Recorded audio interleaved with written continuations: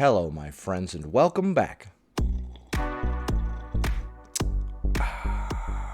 Today, we're going to be taking a look at a clip of a fat-positive therapist saying if you lose weight, you'll be disappointed, and the only benefit to losing weight is getting thin privilege. We're also going to be taking a look at a couple of bonus clips, including one where Tess Holliday is talking about blocking people online. Before we proceed, please click the like button so that I may apply comb to mustache.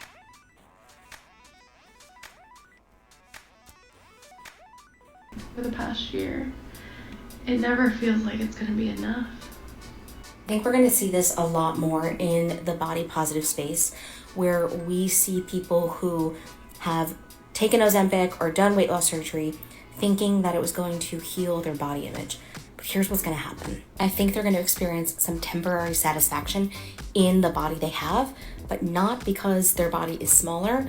This is a lot of speculation that you're doing here, huh? You think that this is probably what happens when somebody loses weight. Dude, let me tell you what it's like to fly a B-2 bomber. No, I don't have my pilot's license, and I've never flown before.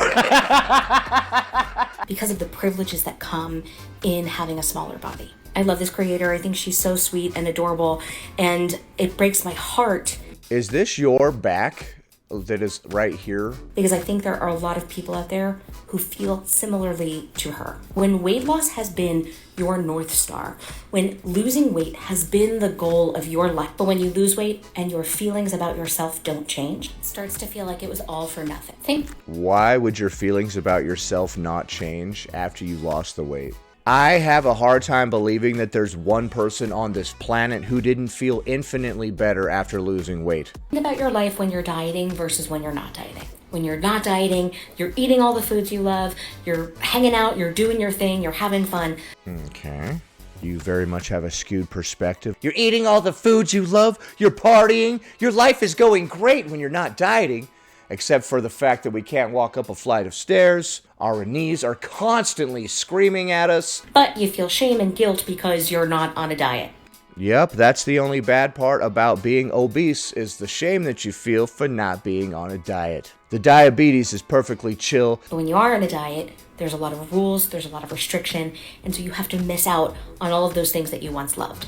Well, hopefully your life is not so pathetic that the only things that bring you joy are food. So when you do all of those things to lose weight, and then you don't even get to the body that you want to have, you feel like you've been sold a bag of lies, which you have been. All right, how would you know? Are you speaking from a place of experience, or are you speculating on this because of your own emotions that you can't see past? I think it's the latter. Everybody that I know that's lost weight was very proud of themselves, and they were very happy with the end result. Even if there's like loose skin or this or that, or you don't look 100% perfect like you wanted, you still put in the effort and completely changed your body. And if there's loose skin or whatever, so be it. That's like a battle scar. That should be worn like a badge of honor. That's a symbol of the hard work that I did. That reminds me of the time that I decided to take control of my life and turn it all around. This can't-do attitude is really not what I need from my therapist, bro. There's going to be a lot of people who watch this video and dismiss what I have to say because of the body size that I exist in. Well, you don't exist in this body size. You are this body. Not to be mean, although that shouldn't be mean. Why am I saying not to be mean? To tell somebody that you actually are your body is like offensive now. And I don't need to qualify my experience or my expertise, but I will anyway. I'm a licensed mental health counselor who's been working in the eating disorder field for the last 8 years. Okay, I'm a guy that has lost weight. You've been working in the ED field for the last 8 years. Okay, let me guess. You're taking the William Hornby approach with all of your clients. Eat whatever you want all the time, otherwise it's disordered. Yeah, it sounds like this person has been hanging out with Hornby. Although I have seen her blink. What I can tell you is missing from this conversation is the conversation on how harmful eating disorders are. Everyone wants to talk about the harms of obesity, but nobody wants to talk about the harms of eating disorders. Well, I hear a lot of people talk about restrictive EDs, but nobody really talks about binge ED, which is probably the most common one. The world has made it explicitly clear they would rather us exist in eating disorder bodies than in a fat one. Well, if somebody is morbidly obese, they definitely already have an ED. When I divorced my health, my self-esteem from my body size, here's what happened. You developed a lot of knee pain and started being far more annoying at the doctor. First, I was really sad. I had to grieve never getting the dream body that I had worked my entire life for. Now we're grieving our thin body, like that video I made a very long time ago. How to grieve your thin body that never was. I had to grieve all of the privileges that I once had and no longer do. I had to face the reality that I'm going to exist in a body that people are going to judge just because of how I look. But when I reacclimated to my own value, when I learned to reconnect to this body, the body I have, not the body that I desire, when I changed my definition of health from when you accept the body that you have, not the body that you desire. Okay, so you've given up on achieving the body that you want because you have had no success in doing so. And now we're going on this bitter tirade trying to discourage others from trying as well. My blood work is doing and what my BMI is doing, and instead took a holistic approach of how's my mental health? How am I speaking to myself? Overall, how am I being treated when I go to the doctor? How's my mental health? How am I speaking to myself? I don't know. How are you treating yourself? You know what's really good for our mental health? Sticking to something and working at it long enough to see results. Learning new skills and working hard is also good for our mental health. Giving up on achieving our goals because we haven't been able to do so is not good mental health. That's called throwing in the towel and giving up. Once I gave up trying to achieve the body that I desire, then I learned to accept myself. Okay, so you still want this other type of body. That's the thing about bitter people. They will discourage you from trying to achieve your goals, and they may not even realize that they're doing it. There was a shift that began to happen. I began to see the way we treat fat people as the problem, not that being fat is the problem. Yes, the diabetes, the knee pain, and all the other medical conditions are not the problem. It's the way that guy side-eyed me on the bus that time when I was spilling over into his seat. As long as diet culture exists, I'm going to be told I'm wrong, but I have something that those people don't. Diabetes? Do-do-do. Shh. Sorry.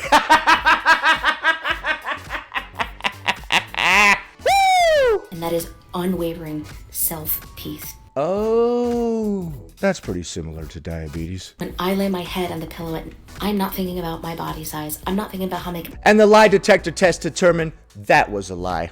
People that are unhappy with their bodies think about them the most, obviously. I wish it were possible to just be like, you know what? I'm confident from now on. If only it were that easy. You know what?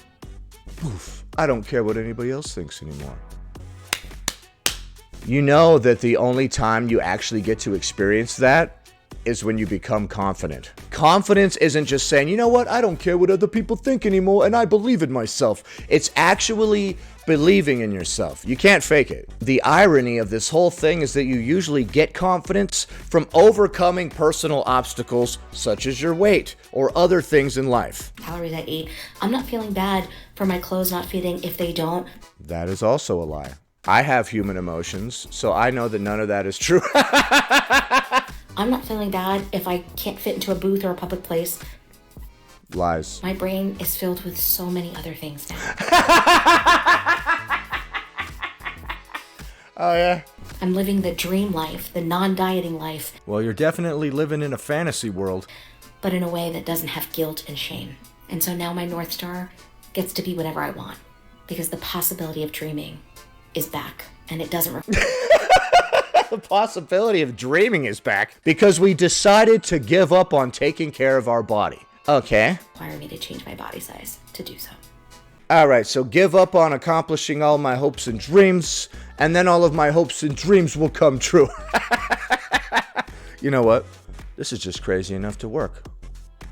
No, obviously I disagree with all of the aforementioned. I think it's quite foolish, and I think that this person is just projecting their insecurities onto the world. Next. Alright, it's her again. If you're somebody who's actively trying to lose weight, knock it off. this is probably going to piss you off, and it's probably not going to be for you. I encourage you to listen along, and It's not going to be for me. I'd love to dialogue with you about it, but this is really more geared towards my folks and friends who are actively trying to detach and divorce from diet culture, from the belief that they need to lose weight in order to be healthier, to live their best, big, beautiful life. I love when we start a video off by saying who it's for. This is for people trying to divorce from diet culture, not for people that are trying to lose weight or have any sort of disagreements with what I'm saying. This isn't for you, so save the comments. These are for the folks who are trying to ditch diet culture, but feel like they keep getting sucked back in to the siren that weight loss is going to cure all of your ailments. Well, it'll definitely help the knee pain, you know? The constant heart attacks, I would hope, would diminish a little bit, you know what I mean? With a little bit of that weight gone. Weight and body size is a really great scapegoat for those who are experiencing discomfort in their life and want a way to blame or resolve the situation or the discomfort that they're experiencing. Oh, it's not my weight that causes my knees to constantly feel like they're on fire. It's my mental health or something. I need to, accept myself more. By placing all of their blame somewhere. Whose fault is this? Why is this happening? And so a lot of times what we are seeing is that all ailments and experiences that people are having. Why did the music stop right there all of a sudden? I was just starting to get super inspired, dude. And so a lot of times what we are seeing is that all ailments and experiences that people are having come down to, well, if I just weighed less, this wouldn't be a problem. This is a very bizarre spiel that you're going on here. You really don't want people to try to lose weight for some reason. I want to acknowledge that existing in a larger body is harder than living with body privilege. We don't exist in a larger body. We are our body. I will hold that for you, that when you exist in a smaller body, the world treats you better, you have more accessibility. You also have more accessibility in the fact that your body is more mobile. The world isn't excluding you, you're excluding yourself. There is no denying that. Body positive movement was never intended for you to feel good in your skin. That's not the intention of the body positive movement. What I take umbrage with is when Umbrage, that's a good word. people are talking about weight loss in the face of body positivity. Desiring to feel good within your skin is not actually rooted in body positivity. It's rooted in privilege. Wanting to feel good in your skin is rooted in privilege. So it's not positive to be able to walk around using your own legs. Okay? It's rooted in the ability to hide the parts of you that you want to not experience, the parts that other you under the guise of feeling good. Believing that your health, your accessibility, your mobility, the perception others have of you are contingent on your weight alone says more about our belief about weight than it does about all of those things. True body positivity would be about making sure that all body experiences are accepted, that all people, Yes, including wanting to lose weight to take care of your body, which is actually body positive.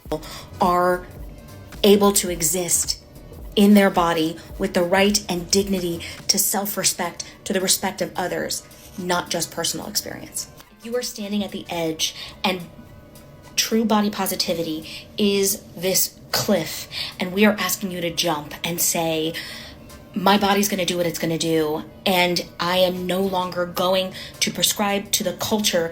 My body's gonna do what it's gonna do. Okay, so when we give up on taking care of ourselves and we don't care about the consequences, That says this is what I need to do in order to be accepted, you are going to experience and face grief.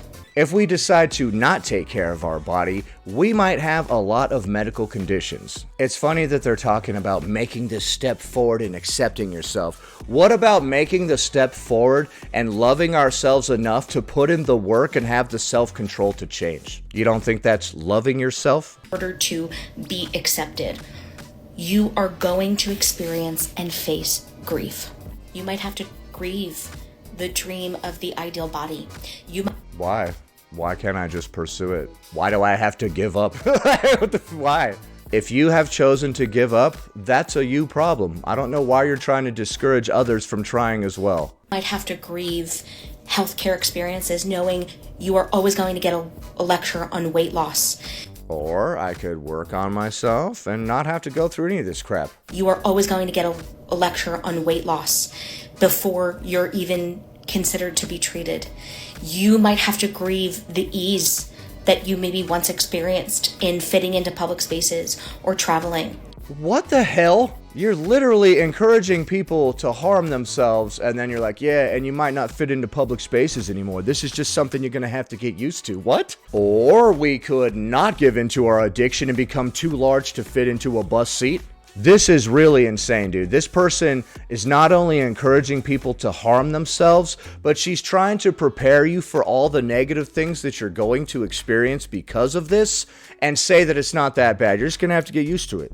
We're going to have to grieve the idea of having our dream body. We're going to have to get used to the idea that doctors are always going to give us a lecture on health every time we go to their office. We're going to have to get used to the idea that we may not fit into infrastructure anymore. What? You might have to grieve that people are always going to judge you based on what you look like because of their own biases. Biases. Okay, well, you don't have to grieve any of that stuff. You can change your life. And in doing so, you can become completely confident because you overcame something that was very difficult. There is no mistaking that those things suck.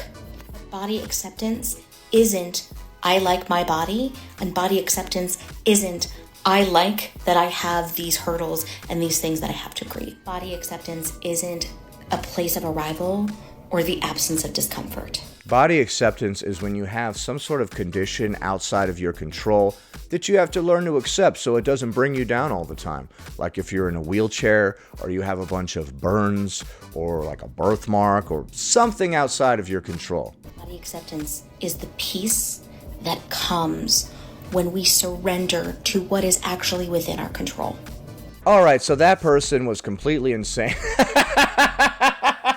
You're going to have to get used to the idea that you're not going to fit into this, and life is going to suck in this way, and this way. No, I don't have to accept any of that. I could take the other body positive route and actually work on my body and take care of it because I care about it and myself. They really need to start having stricter criteria to become a therapist. Next. One of my absolute favorite things to do when someone is trolling me online and just not even trolling, but just being like downright mean and nasty and like all of the things and not being constructive or helpful at all.